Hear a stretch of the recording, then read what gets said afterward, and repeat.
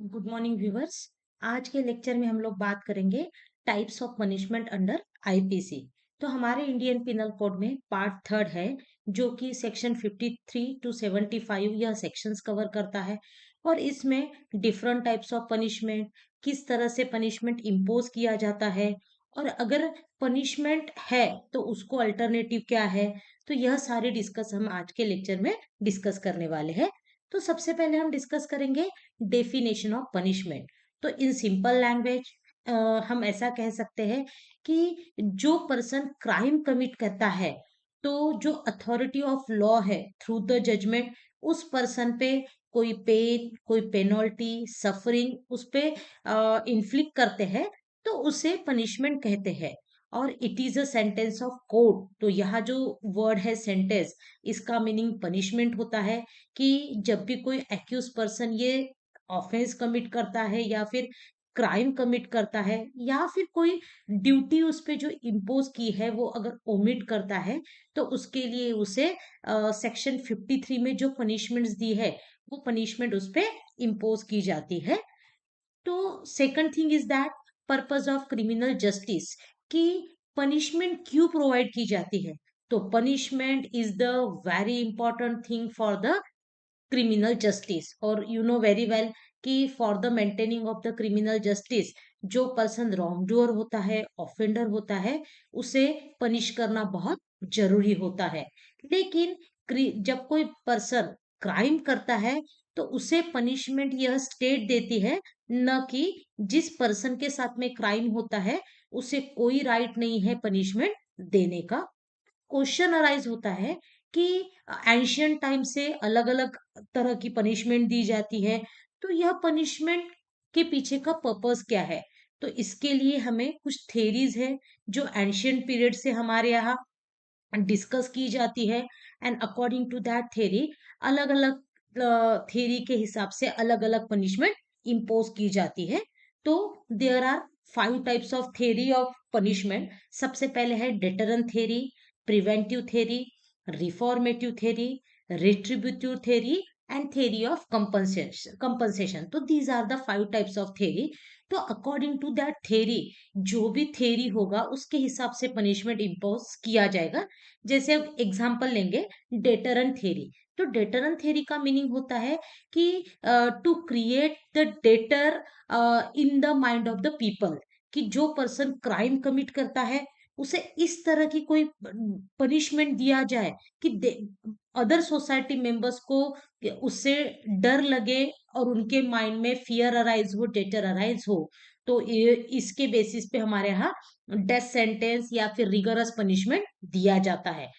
Second example हम लेंगे reformative theory का, कि रिफॉर्मेटिव थ्योरी यानी रिफॉर्मेशन। क्योंकि हम नंबर्स ऑफ टाइम हम सुनते हैं कि जो क्राइम्स होता है वो क्राइम पर्सन ये सोसाइटी में जो भी एक्टिविटी है उससे सीखता है, न कि मम्मी के पेट से। तो इसीलिए कभी कभी जब क्राइम कमिट होता है और वो अगर वो फर्स्ट टाइम उसका क्राइम हुआ है, तो इस तरह की पनिशमेंट उसे दिया जाए कि ताकि इन फ्यूचर में वो उस तरह का क्राइम दोबारा न करे। That is the reformative theory. And theory of compensation, कुछ ऐसे छोटे छोटे क्राइम्स होते हैं कि जिसके लिए बॉडीली पनिशमेंट देना सही नहीं है, तो वहां उस पर्सन पे कंपनसेशन इम्पोज करके उस पर्सन को पनिशमेंट दिया जा सकता है। तो these are the theories of punishment. And इसी थेरी के आधार पे हमारा टाइप्स ऑफ पनिशमेंट है। जैसे अगर हम बात करेंगे, तो as per the section 53 of IPC, हमारे यहाँ 5 तरह की पनिशमेंट है। ओरिजिनली इंडियन पिनल कोड में 6 तरह का पनिशमेंट दिया गया था, बट पिनल सर्विट्यूट यह जो एक पनिशमेंट है वो आफ्टर अमेंडमेंट रिपील किया गया है। तो अभी हमारे पास में 5 तरह का पनिशमेंट है। तो first is a death punishment, उसे ही हम कैपिटल पनिशमेंट बोलते हैं।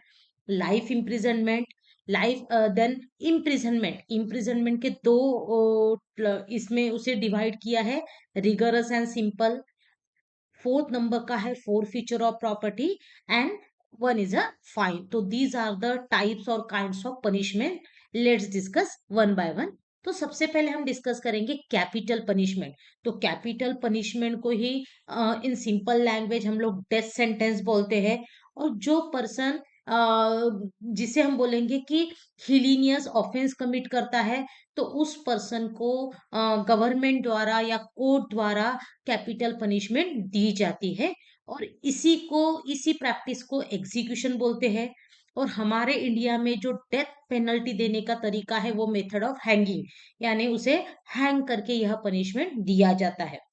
And one thing is more important that कि यह जो कैपिटल पनिशमेंट है यह देने का right session court, high court and supreme court को ही होता है। और सेशन कोर्ट को भी अगर किसी ऑफेंस में अगर कैपिटल पनिशमेंट इम्पोज करना है तो हाई कोर्ट का prior confirmation is very important. हमारे यहाँ सबसे जो हाईएस्ट पनिशमेंट है वो कैपिटल पनिशमेंट है। और आईपीसी में ऐसे कुछ सेक्शंस है, कुछ ऑफेंसेस है कि जिसमें यह कैपिटल पनिशमेंट इम्पोज किया जाता है, क्योंकि these are the heinous offence, इनको क्रूएल ऑफेंस बोला जाता है। और इस तरह के ऑफेंसेस अगर होते हैं तो इन द सोसाइटी क्या होता है, फियर अराइज होता है, थ्रेट अराइज होता है। इसीलिए कैपिटल पनिशमेंट यह डेटरन थ्योरी को अप्लाई करते हुए पीपल पे इम्पोज किया जाता है। तो यह सारे उसके एग्जाम्पल्स है कि जिसमें हमारे यहाँ डेथ पेनल्टी दी जाती है। कुछ जो सेक्शंस है जैसे भी सेक्शन 376 ए बी इसमें जो पनिशमेंट्स है डेथ पेनल्टी, ये पहले नहीं था। आफ्टर द 2013 अमेंडमेंट इसमें भी डेथ पेनल्टी ऐड किया गया है। Then there are so many cases relating with the capital sentences, क्योंकि आप लोगों को पता ही है ह्यूमन राइट के चलते नंबर्स ऑफ टाइम हमारे यहाँ ये आया था, एक कंसेप्ट आया था, एक डिबेट आया था कि whether imposition of capital punishment is a violation of right to life and personal liberty. तो इसके चलते हमारे यहाँ काफी सारे केस हुए हैं, तो हम एक दो तीन केसेस इसमें डिस्कस करेंगे। जैसे सबसे पहले हम डिस्कस करेंगे state of Uttar Pradesh versus M K Anthony, 1985 का केस है। इसमें एक ऐसा हुआ था कि सुप्रीम कोर्ट के पास में एक केस आया था कि जिसमें एक हस्बैंड ने अपने बेड रिडन वाइफ को उसको मार दिया था, because of that he having no money for her operation. और उसके साथ साथ उसने अपने दो बच्चों को भी मार दिया था, क्योंकि after the death of wife उसका एक कंटेंशन था कि बच्चों की तरफ ध्यान देने के लिए, बच्चों का केयर करने के लिए कोई नहीं है, और इसीलिए उसने मदर एंड टू चिल्ड्रन उसको मार दिया था। तो ये जो उसने क्राइम कमिट किया था तो उसका कंटेंशन था कि इसके पीछे उसका मेंस रिया नहीं था, कोई रिवेंजफुल एटीट्यूड नहीं था, बट ड्यू टू पॉवर्टी उसने क्या किया था, इस तरह का क्राइम किया था। तो इस केस में सुप्रीम कोर्ट ने उस पर्सन पे, actually that is also very heinous crime कि वाइफ और बच्चों को मार देना, अगर ऐसे देखेंगे तो ये एक क्रुएल्टी का ग्राउंड यहाँ इम्पोज होता है। बट इस केस में सुप्रीम कोर्ट ने बोला था कि इस केस में उस पर्सन को लाइफ इम्प्रिजनमेंट देना चाहिए, न कि कैपिटल पनिशमेंट, क्योंकि यहाँ उसने जो एक्टिविटी की थी, yes intention was bad but motive was good, क्योंकि उसको लगा था कि बेड रिडन वाइफ को अगर हम मार देंगे तो वो जो उसको पेन हो रहा है उस पेन से वो छूट जाएगी। तो यह केस में कैपिटल पनिशमेंट के अलावा उसे लाइफ इम्प्रिजनमेंट दिया गया था। Second case is Bachchan Singh versus State of Punjab. That case is very important for the purpose of capital punishment, क्योंकि यह ऐसा केस है कि इसमें एक मैक्सिम डेवलप हुआ था, that is the rarest of the rare cases. क्योंकि there are so many cases कि जहां जुडिशरी के माइंड में कंफ्यूजन अराइज होता है, क्योंकि आप आईपीसी के जो सेक्शंस हमने देखे हैं उसमें दो तरह का पनिशमेंट है, एक है कैपिटल पनिशमेंट और लाइफ इम्प्रिजनमेंट। किस ऑफेंस में, और देखिए वहां फिर जुडिशरी को अपना डिस्क्रिशनरी पावर यूज करना होता था, बट समटाइम हैपन कि वो जो क्वेश्चन है वो सॉल्व नहीं हो पा रहा था। तो इसीलिए फिर बच्चन सिंह के केस में एक मैक्सिम डेवलप हुआ कि जिस केस में rarest of the rare case है इसमें डेथ पनिशमेंट दिया जाए और बाकी जो केसेस है उसमें लाइफ इम्प्रिजनमेंट दिया जाएगा। But what is mean by rarest of the rare case, यह it is a question of fact and there is no straight jacket formula कि इसी को rarest of the rare case बोलेंगे, यह भी क्या नहीं है, एक डिसाइडेड नहीं है। तो again court having discretionary power कि yes this is the heinous offence, और इस क्राइम, यह जो क्राइम है ये rarest of the rare case में होता है, तो फिर वहां कोर्ट डेथ पेनल्टी इम्पोज कर सकते हैं। Then next is a Mithu versus state of Punjab. यह केस भी एक बहुत इंपॉर्टेंट केस है, क्योंकि इस केस में सेक्शन 303 ऑफ आईपीसी डिस्कस किया हुआ, क्योंकि it is only one section कि जिसमें सिर्फ एक पनिशमेंट है, that is the death sentence. जैसे बाकी सेक्शंस में अगर आप देखेंगे तो डेथ सेंटेंस के साथ में आपको अल्टरनेटिव दिखेगा लाइफ इम्प्रिजनमेंट, बट सेक्शन 303 जब आप पढ़ेंगे तो उसमें सिर्फ आपको एक ही पनिशमेंट दिखेगा, that is the death sentence. और मिथु के केस में यही डिस्कस हुआ था कि it is the वॉलेशन of article 14 and article 21, but supreme court ने बोला है कि नो, यह इस तरह का क्या नहीं है।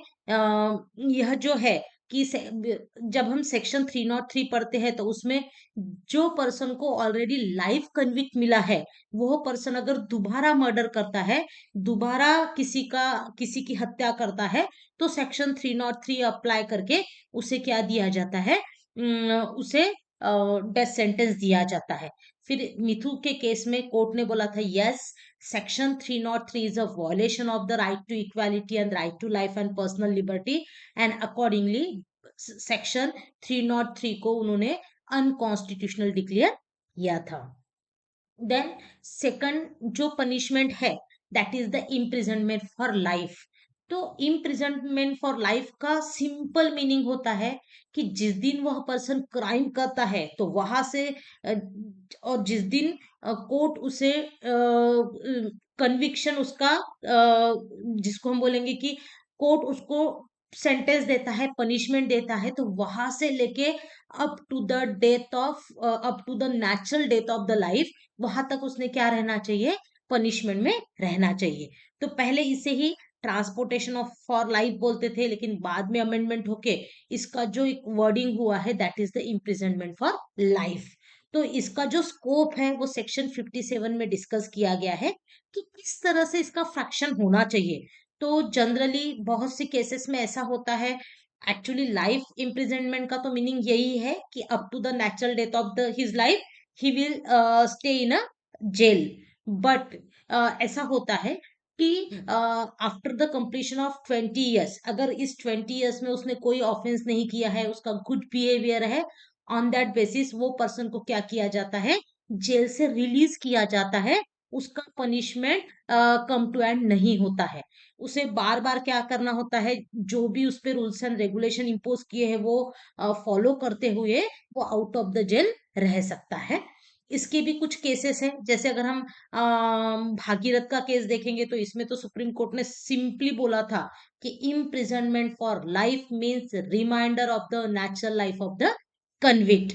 या और अगर ऐसा कुछ होता है कि उस पर्सन को on the basis of good behaviour अगर छोड़ना है, तो मिनिमम 14 ईयर्स उसने अपने लाइफ के जेल में स्पेंड करने हैं, या फिर maximum rest of his life. दूसरा केस है Nayab Singh versus state of Punjab. इस केस में भी जो ये था, कंफ्यूजन था, सेक्शन 55 से लेके वो कोर्ट ने एक क्लियर किया था कि लाइफ कन्विक्ट जो भी पर्सन को लाइफ इम्प्रिजनमेंट हुआ है, ही कान क्लेम कि मेरे 14 ईयर्स कंप्लीट हो चुके, अभी मुझे प्रिजन से बाहर निकालो, नो। क्योंकि लाइफ इम्प्रिजनमेंट का मीनिंग ही होता है until the death of the prisoner. But इसके कुछ एक्सेप्शंस है कि on the basis of that exception उसे क्या किया जाता है, उसका पनिशमेंट जो है वो कम्यूट किया जा सकता है या फिर रिमिशन किया जा सकता है। अब एक क्वेश्चन अराइज होता है जो हम बार बार बोल रहे हैं कि is life sentence the period of 14 years. तो नो, इसका आंसर भी कोर्ट ने दुर्योधन के केस में फिर से दिया था कि सेक्शन जो है 55 and section 433 and 433A of CrPC, इसमें भी क्लियरली मेंशन किया है कि लाइफ इम्प्रिजनमेंट का मीनिंग है कि जब तक उस पर्सन का नेचुरल लाइफ है तब तक उसे जेल में रहना होगा। But after the completion of 14 years that person can be release from the jail, लेकिन उसका पनिशमेंट ये गोइंग ऑन रहेगा। थर्ड टाइप है हमारे पनिशमेंट का, दैट इज द इम्प्रिजनमेंट। तो दो तरह का इम्प्रिजनमेंट होता है एज पर द सेक्शन 60 में दिया है कि ये जो इम्प्रिजनमेंट है ये अलग अलग तरह से दिया जा सकता है, जैसे होली और पार्टली रिगरस, होली और पार्टली सिंपल, या फिर थोड़े समय के लिए रिगरस यानी हार्ड लेबर एंड थोड़ा सिंपल, ऐसा दे सकते हैं। तो इसमें भी यह भी हम लोग केस लॉ से समझेंगे। Gautam Dutta versus state of Jharkhand का केस है कि इसने एक पर्सन को इसने किडनैप किया था इंटेंशनली, एंड आफ्टर किडनैपिंग उसका मर्डर भी किया था, एंड उसका जो बॉडी है वो उसने डिस्पोज ऑफ किया था कि पता न चले।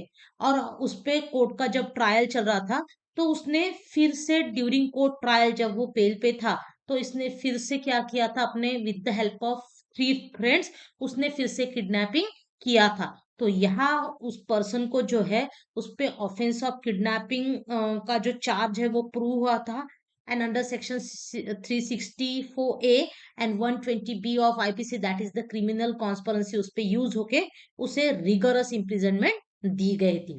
Second case is that Mohammad Munna versus union of India. यह आर्टिकल 32 के अंतर्गत एक रीट फाइल हुआ था कि इसमें हमारा जो पिटिशनर है ये गिल्टी फाउंड हुआ था मर्डर के केस में, एंड ऑलरेडी उसने जब उसका ट्रायल कंप्लीट हुआ था तो ऑलरेडी उसने लाइफ के 21 ईयर्स ये अंडर ट्रायल प्रिजनर करके गुजारे थे जेल में। तो इसीलिए उस पर्सन को लाइफ इम्प्रिजनमेंट दी गई थी, न कि डेथ सेंटेंस, क्योंकि already he spend 21 years in the jail. So that is also very important case. Then fourth sentence is that types of punishment is that forfeiture of property. forfeiture of property means जो हमारी property है उसको court द्वारा forfeit किया जाता है, means those person who commit the crime, तो उसका प्रॉपर्टी क्या किया जा सकता है, फोरफिट किया जा सकता है। और इस यह एक तरह की पेनल्टी होती है। तो हमारे पास में दो तरह के सेक्शंस थे, सेक्शन 126 एंड 127 की, जिसमें प्रॉपर्टी फोरफिट की जाती थी, बट अभी ये दोनों सेक्शन हमारे आईपीसी से रिपील हो चुके हैं। Then last punishment is the fine. Fine यह होता है कि that is the one of the alternative punishment, क्योंकि आप जब पनिशमेंट के सेक्शंस देखोगे तो आपको उसमें इम्प्रिजनमेंट दिखता है, death sentence, imprisonment and fine. तो it is the additional punishment for the person. But कभी कभी ऐसा होता है कि in default of payment of fine person को इम्प्रिजनमेंट दिया जाता है। तो सेक्शन 63 टू 69 इसमें वेरियस तरह के फाइन जो है वो कवर किया है। बट सेक्शन 64 सेज दैट कि जब पर्सन कोई डिफॉल्ट करता है यानी जो उस पे फाइन इम्पोज किया है वो अगर वो नहीं दे रहा है तो उस पर्सन को इम्प्रिजनमेंट दी जाती है। Then conviction for the doubtful offense, that section is also very important, that is the section 72, कि जहां कोर्ट को डाउट है कि उस पर्सन ने कौन सा ऑफेंस किया है, यानी क्योंकि बहुत सम टाइम हैपन कि पर्सन पे दो से ज्यादा तरह के ऑफेंस के चार्ज इम्पोज होते हैं।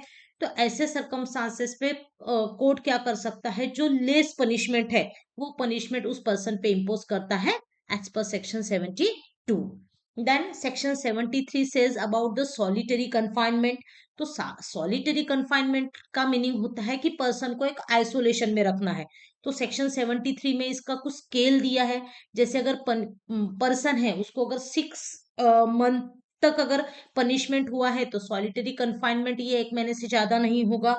अगर 1 ईयर तक है तो उस पर्सन को 2 मंथ तक सॉलिटरी कन्फाइनमेंट में रख सकते हैं। एंड पनिशमेंट अगर मोर देन 1 ईयर है तो सॉलिटरी कन्फाइनमेंट ये 3 मंथ से ज्यादा नहीं होगा। और section 74 says that limit of the solitary confinement, कि इसका लिमिट क्या होता है, तो at the same time not more than 14 days, कि एक वक्त अगर if suppose just say for example कि उस पर्सन को अगर फॉर एग्जांपल 2 महीने का सॉलिटरी कन्फाइनमेंट हुआ है तो उस पर्सन को 14 दिन से ज्यादा सॉलिटरी कन्फाइनमेंट में नहीं रख सकते। एंड जिस पर्सन को मोर देन 3 मंथ अगर सॉलिटरी कन्फाइनमेंट हुआ है तो 1 मंथ में 7 डेज वो पर्सन सॉलिटरी कन्फाइनमेंट में हो सकता है। तो these are the types of punishment. 5 तरह की पनिशमेंट है जो कि सेक्शन 53 ऑफ आईपीसी में दिया है, और डिफरेंट डिफरेंट ऑफेंस में डिफरेंट डिफरेंट यह जो 5 तरह की पनिशमेंट है, यह सारी पनिशमेंट अलग अलग ऑफेंसेस में डिस्कस की है। तो this is the overall introduction about the punishment under IPC. आज के लिए इतना ही। धन्यवाद।